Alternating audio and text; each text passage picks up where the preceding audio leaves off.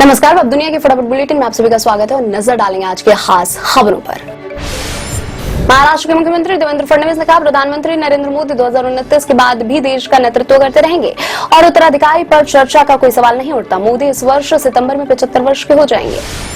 America में अवैध प्रवासियों को लेकर ट्रंप प्रशासन और सख्त अमेरिका का नहीं छोड़ा तो वसूलेंगे जुर्माना और $998 तक लगेगा जुर्माना।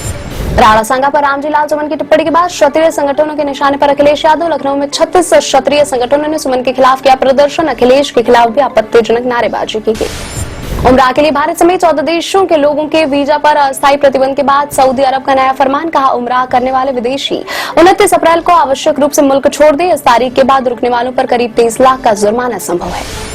आंध्र प्रदेश के उप मुख्यमंत्री पवन कल्याण के छोटे बेटे मार्क शंकर सिंगापुर में अपने स्कूल में आग लगने के कारण झुलसे। जनसेना पार्टी ने बताया, इस घटना के कारण मां के हाथ एवं पैर झुलस गए हैं और धुएं के कारण उनके फेफड़े भी प्रभावित हुए। सिंगापुर के अस्पताल में चल रहा है इलाज। तेलंगाना हाईकोर्ट ने 2013 के हैदराबाद बम विस्फोट मामले में इंडियन मुजाहिदीन के 5 सदस्यों को मृत्युदंड देने के एनआईए की अदालत के फैसले को बरकरार रखा। हैदराबाद के दिलसुख नगर इलाके में 21 फरवरी 2013 को हुए 2 धमाकों में 18 लोग मारे गए थे और 131 घायल हो गए थे। अखिलेश यादव का भाजपा सरकार पर बड़ा हमला।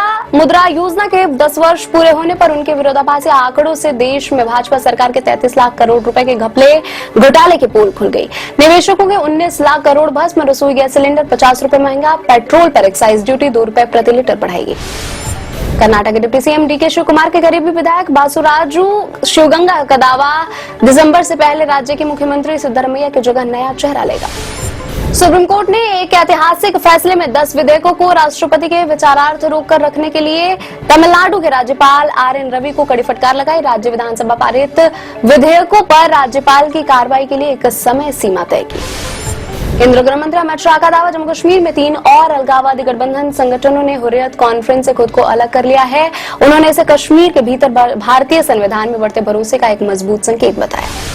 कांग्रेस अध्यक्ष मल्लिकार्जुन खड़गे का दावा, सरदार पटेल की विचारधारा आरएसएस के विचारों के विपरीत थी। यह हास्यास्पद है कि आज इस संगठन के लोग सरदार पटेल की विरासत पर दावा करते हैं। भाजपा के अलवर स्थित एक मंदिर के शुद्धिकरण को लेकर विवाद में घिरे पूर्व विधायक ज्ञानदेव आहूजा को पार्टी की प्राथमिक सदस्यता से निलंबित किया गया। उन्हें कारण बताओ नोटिस जारी कर 3 दिन में मांगा गया जवाब।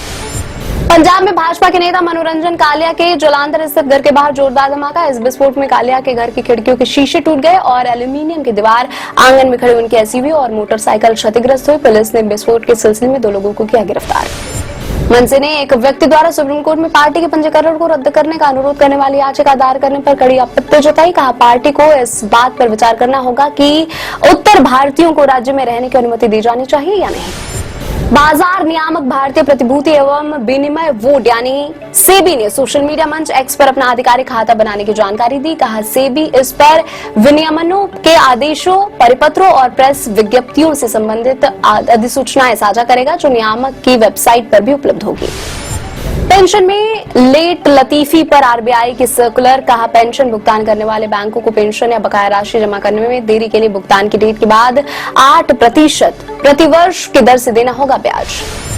आबू रोड स्थित प्रजापिता ब्रह्म कुमारी ईश्वरीय विश्वविद्यालय की प्रमुख राजयोगिनी दादी रत्न मोहिनी का मंगलवार को निधन हो गया। वह 101 साल की थी।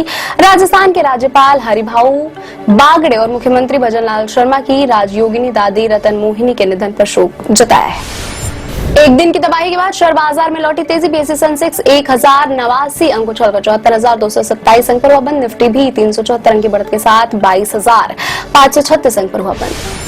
बेंगलुरु की दीवानी एवं सत्र अदालत की रेणुका स्वामी हत्याकांड मामले में निर्धारित सुनवाई के दौरान पेश नहीं होने के लिए कन्नड़ अभिनेता दर्शन थुगदीपा को कड़ी फटकार लगाई। दर्शन के वकील ने सूचित किया कि अभिनेता गंभीर पीठ दर्द के कारण उपस्थित नहीं हो सकते हैं।